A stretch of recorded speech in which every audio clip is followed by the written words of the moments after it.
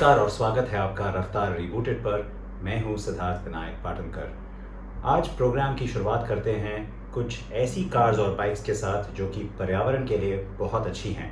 जी हाँ, मैं जिक्र कर रहा हूं इलेक्ट्रिक यानी कि बैटरीज पर चलने वाली कार्स और बाइक्स की। और ऐसी काफ़ी नई कारें और बाइक्स हमारे बाज़ार में बहुत जल्द आ पहुंचने वाली हैं।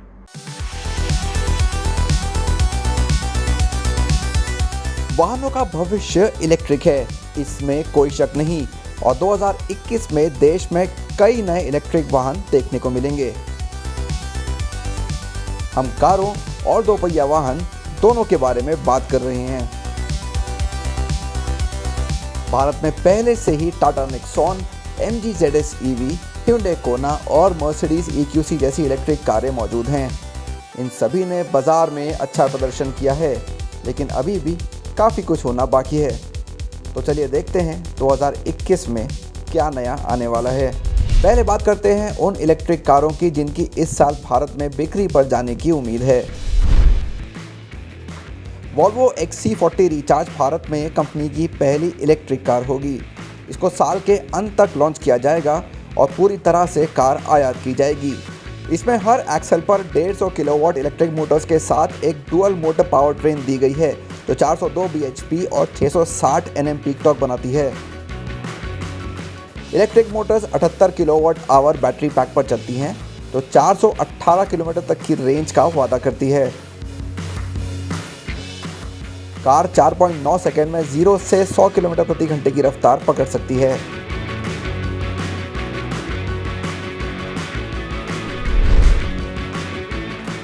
हम पिछले साल से ऑडी ई-ट्रॉन का देश में आने का इंतज़ार कर रहे हैं, लेकिन अब कंपनी भारत में इसे लॉन्च करने के लिए पूरी तरह तैयार है। ई-ट्रॉन के साथ ई-ट्रॉन स्पोर्ट बैग भी आएगी। दोनों ईवी एक प्लेटफॉर्म पर बनी हैं, लेकिन स्पोर्ट बैग को कूपे छत के साथ अलग पिछला लुक मिलता है। कारें 2 इलेक्ट्रिक मोटर्स के साथ आती हैं जो 355 bhp और 561 Nm बनाती हैं।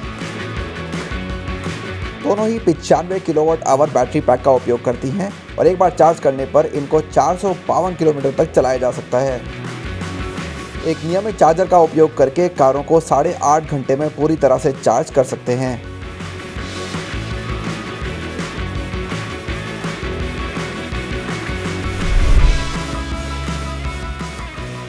अगली है महिंद्रा की EKUV 100। भारतीय कार निर्माता ने इसे सबसे पहले 2020 ऑटो एक्सपो में दिखाया था। लॉन्च होने पर इसकी देश की सबसे सस्ती इलेक्ट्रिक कार होने की संभावना है। यह अपने पेट्रोल मॉडल के जैसी ही दिखती है, लेकिन इसमें एक इंजन के बजाय 40 किलोवाट की इलेक्ट्रिक मोटर लगी है जो लगभग 53 bhp और 120 Nm पैदा करती है। Car 15.9 kilowatt hour lithium ion battery pack के साथ आएगी और एक बार चार्ज करने पर 120 किलोमीटर तक की रेंज दे पाएगी।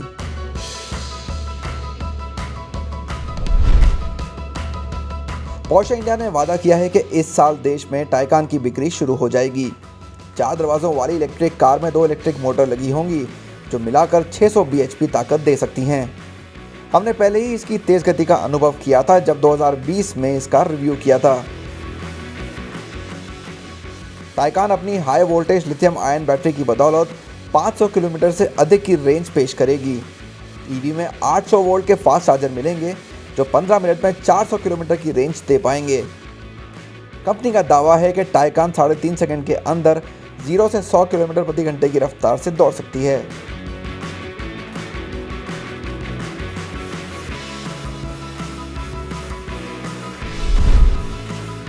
टाटा मोटर्स इस साल अपनी premium hatchback अल्ट्रो sky electric version launch कर सकती है। ईवी को सबसे पहले 2019 जिनीवा मोटर शो में दिखाया गया था और फिर भारत में 2020 ऑटो एक्सपो में।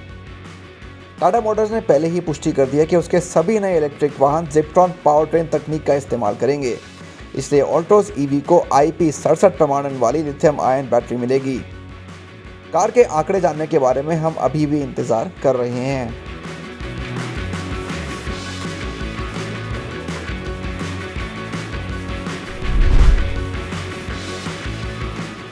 इस बात की बड़ी संभावना है कि टेस्ला की मॉडल 3 देश में जल्दी आएगी। हमने कंपनी का भारत में आने का 5 साल से ज़्यादा तक इंतज़ार किया है और मॉडल 3 यहाँ इसकी पहली पेशकश होगी। ईवी को देश में पूरी तरह से आयात किया जाएगा और अफवाह है कि इसकी कीमत लगभग 55 लाख रुपए के आसपास होगी। मॉडल 3 में 2 इलेक्ट्रिक मोटर्स के साथ लिथियम आयन बैटरी मिलती है और एक बार चार्ज करने पर कार को 580 किलोमीटर तक की रेंज मिल सकती है।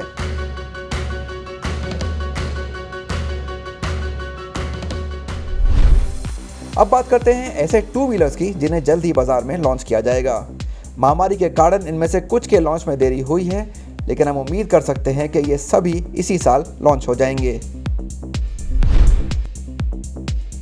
बेंगलुरु स्थित इलेक्ट्रिक वाहन स्टार्टअप सिंपल एनर्जी भारत के स्वतंत्रता दिवस यानी 15 अगस्त को कंपनी का सबसे महंगा इलेक्ट्रिक स्कूटर बाजार में पेश करेगी।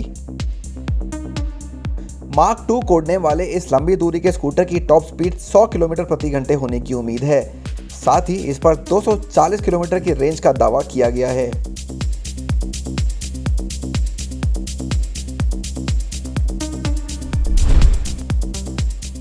ओकिनावा ऑटोटेक ओकी 100 इलेक्ट्रिक मोटरसाइकिल लॉन्च करने के लिए तैयार हो रही है। बाइक में नई डिजाइन के साथ एक मिनी बाइक के आयाम हैं जो आपको डुकाटी मॉन्स्टर की याद दिलाएंगे। प्रदर्शन एक पारंपरिक 125 सीसी मोटरसाइकिल जैसा होने की उम्मीद है, इसलिए 100 किलोमीटर प्रति घंटे की टॉप स्पीड और लगभग 150 किलोमीटर की रेंज यहां आपको मिल सकती है। बाइक की कीमत 1 लाख रुपए के आसपास रखी जा सकती है।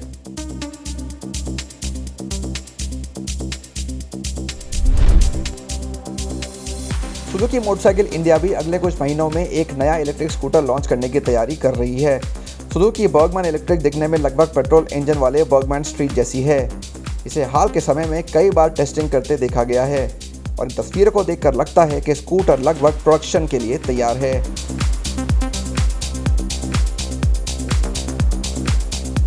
हालांकि आंकड़ों और कीमत पर अभी कोई जानकारी नहीं मिली है, फिर भी हम लगभग 70 किलोमीटर प्रति घंटे की टॉप स्पीड और 85 से 80 किलोमीटर की रेंज की उम्मीद कर सकते हैं।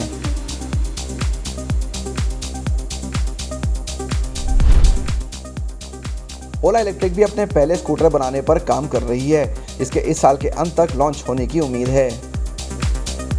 ये इटागो ऐप स्कूटर जैसा दिखता है जिस पर यह आधारित है।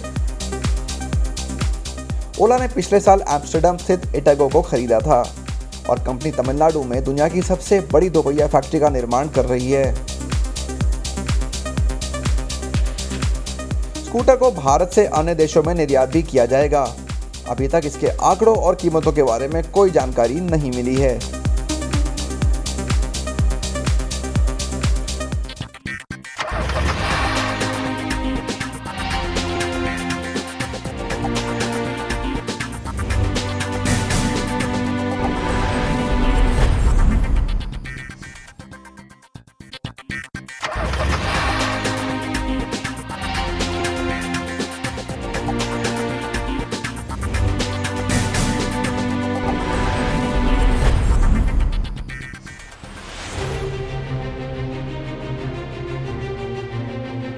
ग्लोबल एनकैप द्वारा किए गए क्रैश टेस्ट में made in India Renault Triber ने एडल्ट ऑक्यूपेंट प्रोटेक्शन के लिए प्रभावशाली 4 स्टार रेटिंग हासिल की है।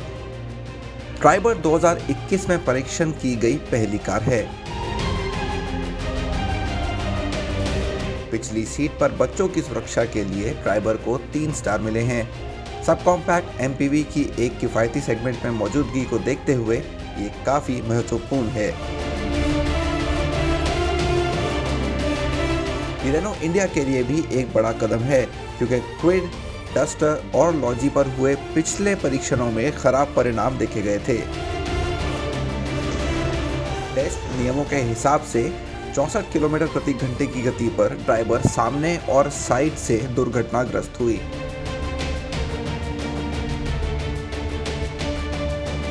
परीक्षण डेटा से पता चलता है कि ड्राइवर ने चालक और यात्री के सिर और गर्दन को अच्छी सुरक्षा दी, जबकि अगले यात्री के सीने और घुटनों के लिए पर्याप्त सुरक्षा थी। ड्राइवर को मामूली सुरक्षा ही मिल पाई।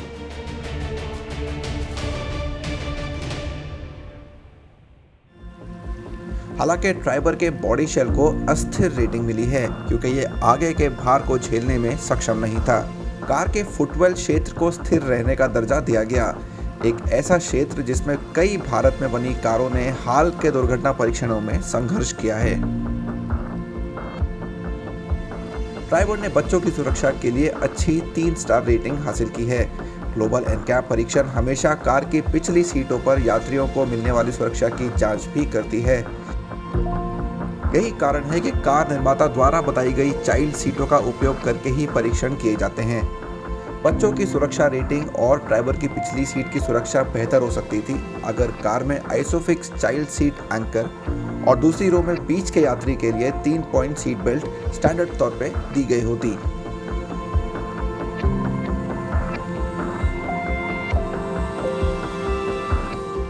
ये दोनों ही फीचर कार के सबसे महंगे RX Z ट्रिम पर भी उपलब्ध नहीं है। हालांकि जो मानक है वो कानूनी रूप से जरूरी है, जैसे 2 अगले airbag, ABS, rear parking sensors और अगली सीट बेल्ट का रिमाइंडर। इसके अलावा ड्राइवर के ऊंचे वेरिएंट्स में speed sensing door locking, impact sensing unlocking और यहाँ तक के अगले साइड एयरबैग भी हैं। ग्लोबल एनकैप क्रैश टेस्ट हमेशा किसी भी मॉडल के सबसे सस्ते वेरिएंट पर परीक्षण करते हैं।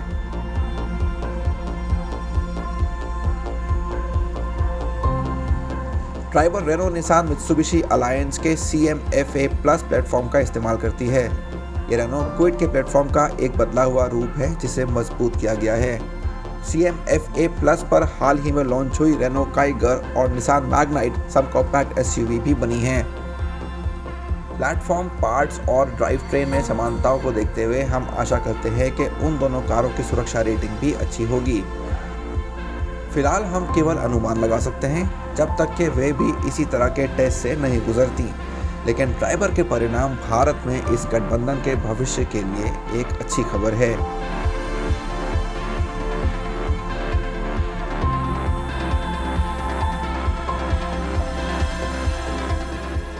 आपने अभी जो ग्लोबल एनकैप का लेटेस्ट टेस्ट देखा वो बहुत महत्वपूर्ण था, क्योंकि रेनो ड्राइवर एक मास मार्केट कार है।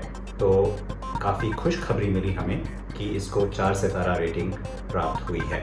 आप हमें बताएं हमें क्या आपको दिखाना चाहिए और आपको आज के प्रोग्राम पर क्या पसंद आया। तब तक के लिए हमारा ट्विटर हैंडल ना भूलें, कार एंड बाइक हिंदी, और अपना सीट बेल्ट और हेलमेट पहनना ना भूलें। नमस्कार।